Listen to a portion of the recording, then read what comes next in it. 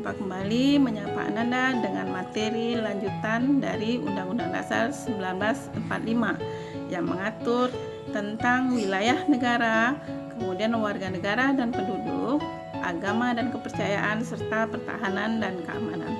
Nah, sebelum kita lanjut pembahasan ini, berharap Ibu Ananda bisa mengikuti materi ini dengan baik. Dan juga berharap Ananda tetap dalam kondisi sehat dan terus belajar, teruslah mencari ilmu, karena kelak Ananda akan menjadi generasi-generasi yang tangguh. Nah, kali ini kita akan bahas tentang agama dan kepercayaan serta pertahanan dan keamanan. Dan wilayah negara, kemudian warga negara dan penduduk itu sudah kita bahas pada pertemuan yang sudah lalu. Nah, mengenai agama dan kepercayaan, Ananda bisa simak di sini. Nah, di setiap bulan, di setiap kalender nanti akan ada Ananda jumpai tanggal merah. Nah, di situ lihat keterangan di bawahnya. Nah, di situ pada saat hari-hari besar agama, nah selalu diberi tanda. Itu bukti bahwa Indonesia merupakan suatu negara yang menghargai agama satu sama lain dan juga menjamin adanya perlindungan dari umat beragama. Nah, sekarang kita lihat jaminan kebebasan beragama. Perlu Anda ketahui bahwa negara menjamin kebebasan beragama yang sudah diatur di dalam pasal-pasalnya. Nah, di sini Anda perhatikan ada pasal yang sudah merupakan suatu jaminan umat beragama. Nah, Ibu ingin Anda silahkan Anda cari, Anda tuliskan bunyi dari pasal-pasal yang tercantum di slide ini. Dan ini adalah tugas kita yang pertama. Ya. Nah, lanjut kita akan bahas tentang tri kerukunan umat beragama. Nah, menjaga kerukunan agama itu merupakan suatu hal yang merupakan kewajiban kita sebagai umat beragama. Nah, jadi ada yang kita kenal dengan tri kerukunan umat beragama. Yang pertama adalah kerukunan intern umat beragama. Maksudnya, umat beragama secara intern itu mereka satu sama lain harus saling menjaga.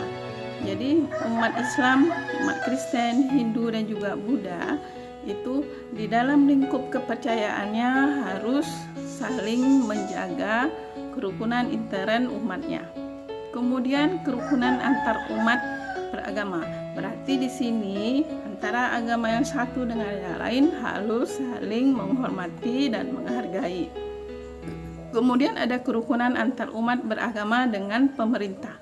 Jadi setiap agama, setiap umat beragama itu harus menjalin hubungan yang baik dengan pemerintah agar timbulnya keserasian, keselarasan dan keharmonisan antar umat beragama. Nah, kita lanjut dengan membahas tentang pertahanan dan keamanan negara Republik Indonesia. Mengenai masalah pertahanan dan keamanan, nah, ada beberapa pertanyaan yang harus Ananda jawab. Ya, jadi silakan Ananda mencari, menganalisa sendiri apa yang harus kita perhatikan atau apa yang harus kita terapkan di dalam pertahanan dan keamanan negara ini. Pertanyaan pertama, apa yang harus dibela? Kemudian yang kedua, kewajiban siapa? Kemudian yang terakhir, yang ketiga, dengan apa?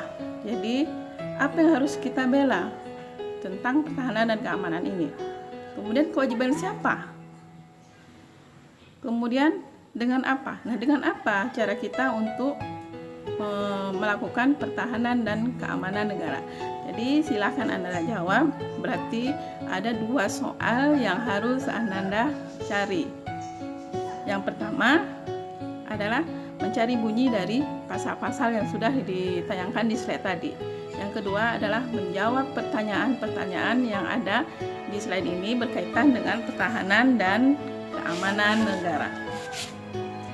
Nah, pertahanan negara menurut pasal 1. Ya, pertahanan negara adalah suatu usaha untuk mempertahankan kedaulatan negara, keutuhan wilayah negara Republik Indonesia, dan keselamatan segenap bangsa dari ancaman dan gangguan terhadap keutuhan bangsa dan negara. Itu adalah pengertian dari pertahanan dan keamanan menurut pasal 1 angka 1 Undang-Undang Nomor 3 Tahun 2002. Nah, kita lanjut dengan pertahanan negara. Ada hakikat, ada dasar, tujuan, dan fungsi. Nah, untuk pertahanan negara ini, Ananda silakan membuat suatu rangkuman tentang hakikat, kemudian dasar, tujuan, dan fungsi. Jadi tugas Ananda sudah ada 3. Nah, kesadaran bela negara. Jadi kesadaran bela negara yang harus kita pahami adalah tentang kewajiban bela negara. Nah, mengenai kewajiban bela negara, kita seluruh masyarakat Indonesia wajib melakukan pembelaan terhadap negara. Kemudian penyelenggaraan pertahanan negara. Nah, penyelenggaraan pertahanan negara ini itu menempatkan bahwa kita yang mempunyai suatu kewajiban, yang mempunyai suatu tugas, yang mempunyai suatu profesi harus bisa memposisikan kedudukan kita dalam kegiatan pertahanan negara seandainya memang itu dibutuhkan. Kemudian sistem pertahanan Indonesia. Nah, sistem pertahanan Indonesia di sini adalah sistem pertahanan dan keamanan rakyat semesta. Jadi intinya semua kita mempunyai tanggung jawab untuk membela suatu negara tadi. Ya, jadi kita adalah merupakan tameng dari negara kita, sehingga kita menjadi suatu negara yang merdeka dan berdaulat. Kemudian bentuk pertahanan negara. Bentuk pertahanan negara ini itu bisa saja dilakukan dengan cara yang pertama mungkin memberikan suatu pendidikan kewarganegaraan bagi masyarakat Indonesia.